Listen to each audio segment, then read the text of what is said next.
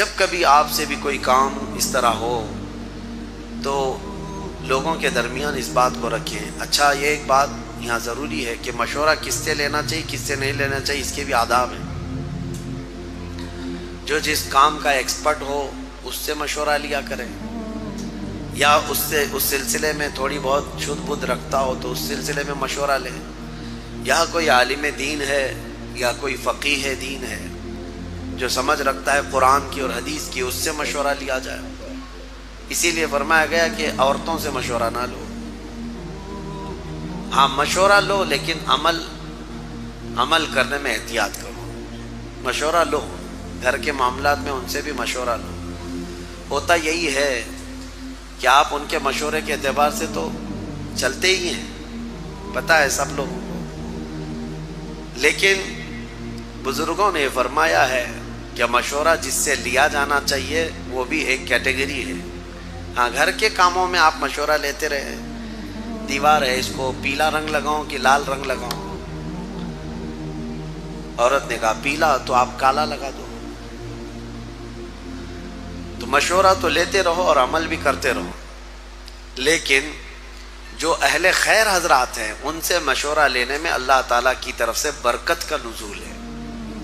10 لوگ آپ بیٹھے ہیں، آپ کو اچھی طرح سے معلوم ہے کہ کیا کرنا ہے، اس کے باوجود 10 کے درمیان آپ نے ایک معاملہ رکھا کہ میں یہ کرنا چاہتا ہوں یا ہم یہ کرنا چاہتے ہیں. بسا اوقات ایسا ہوتا ہے کہ آپ کے ذہن میں کوئی ایسی بات نہیں ہوتی جو اس کو نقصان پہنچانے والی ہے اس کام کو، لیکن اللہ تعالیٰ مشورے کی برکت سے مجلس میں کسی ایک کے ذہن میں وہ علم پیدا فرماتا ہے، کسی ایک کے ذہن میں اللہ تعالیٰ کی طرف سے وہ علم آتا ہے، اور جب اس کا مشورہ ہوتا ہے تو اس پر عمل کرنے میں اللہ تعالیٰ کی طرف سے ہدایت بھی ہوتی ہے. اس چیز کی تعریف قرآن پاک میں ہے. مشورہ شورا، صحابہ کرام رضوان اللہ تعالیٰ علیہ مجمعین کے شورا تو بہت مشہور ہیں. اس سے پہلے ایسا نظام نہیں تھا، بادشاہوں کا سسٹم تھا، بادشاہ کی مرضی میں جو آیا وہ کرتا. آج بھی دیکھیں جہاں بادشاہت ہے، ہمارے ہاں شورا ہے، یعنی اب جیسے انڈیا ہے پارلیمانی نظام جس کو کہتے ہیں، یہاں ایک قانون بھی بنانا ہے بل پاس کرنے کے لیے بہت پاپڑ بیلنے پڑتے ہیں، میجورٹی دیکھنی پڑتی ہے، دونوں صدن میں پیش کرنا پڑتا ہے، یہاں سے پاس ہو کر کے اوپر جائے، اوپر جا کر کے پھر سب کے درمیان جتنے ممبرز ہیں، جتنے بھی پارلیمنٹ کے ممبر ہیں، وہ لوگوں میں میجورٹی آ جائے تب وہ بل کو پاس کر لیا جاتا ہے ایک قانون پاس کرنے کے. لیکن سعودی میں رات کو قانون بنتا ہے، صبح نافذ ہوتا ہے، پھر اگر اچھا نہیں لگا تو پھر مغرب تک اس کو کینسل کر دیتے ہیں. کیوں؟ بادشاہت ہے، نہ کسی پارلیمنٹ میں رکھنا ہے نہ کسی سے پوچھنا ہے. ایسے ہی ہوا ہے، 2 دن پہلے کچھ اور قانون تھا، 2 دن بعد اور کچھ قانون ہے. وہاں ڈیلی قانون آتے رہتے ہیں، ڈیلی آتے رہتے ہیں، اور صرف لوگوں کو ویب سائٹ دیکھتے رہنا پڑتا ہے کہ ابھی آج کا کون سا قانون ہے. تو یہ بادشاہت کا جو نظام ہے وہاں شورا نہیں ہے، یا شورا ہے تو کچھ ایسے لوگ ان کے اطراف ہوتے ہیں جو اپنی مرضی اور اپنی طبیعت کے حساب سے اس کے دماغ پر چھائے ہوئے ہوتے ہیں. عوام یا پھر اہل خیر سے مشورہ لینا تو ان کے ہاں نظام ہے ہی نہیں، بادشاہوں کے ہاں نہیں ہوتا. لیکن صحابہ کرام رضوان اللہ تعالیٰ علیہ مجمعین کے ہاں ہمیشہ سے رہا ہے.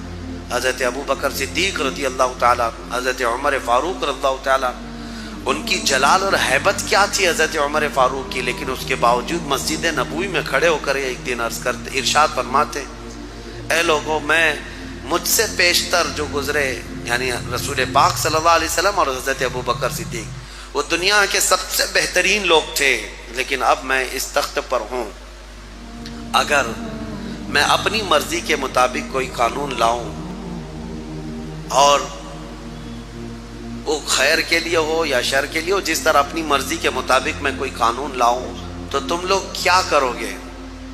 ایک دیہات کے رہنے والے صحابی کھڑے ہوئے، کہا اے امیر المومنین عمر ابن خطاب، ہم دیکھیں گے اگر رسول پاک صلی اللہ تعالیٰ علیہ وسلم کے قانون کے موافق ہے تو ہم گردن جھکا کر آپ کے پیچھے چلیں گے، اور اگر آپ کا کام رسول پاک صلی اللہ تعالیٰ علیہ وسلم کی حدیثوں سے ٹکراتا ہے یا آپ کا راستہ الگ ہو جاتا ہے تو پھر ہماری تلوار ہوگی، پھر آپ کی گردن ہوگی.